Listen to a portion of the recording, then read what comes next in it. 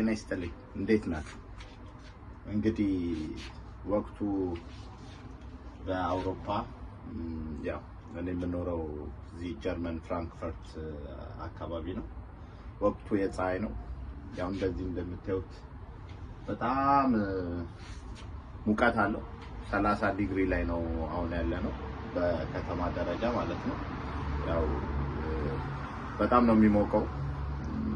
እንግዲህ ኑሮ እንደዚህ ከሀገር ስንወጣ የተለያዩ ቻሌንጆች አሉ። በዛ ቻሌንጆች ውስጥ ብዙ ነገሮች ያጋጥማሉ። በእነዚህ ቻሌንጆች አንደኛው የአየር ሁኔታ የሚለዋወጥ ነው።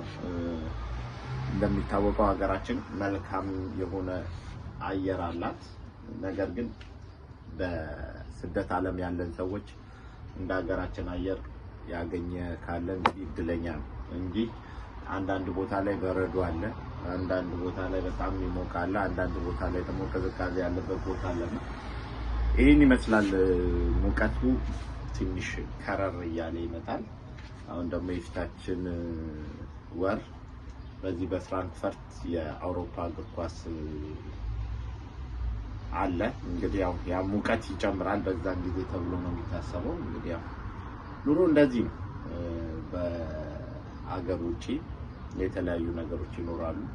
ይህንን በማስመልከት ዩቲዩብ ቻናል ላይ በተቻለ መጠን ለመስራት ሞክራለሁ። ኑሮ ከሀገር ውጪ ምን ይመስላል የሚለውን ኢሹ አንስተን ለመወያየት እንሞክራለን። ምንድነው ጠቀሜታው? ምንድነው ጉርለቱ?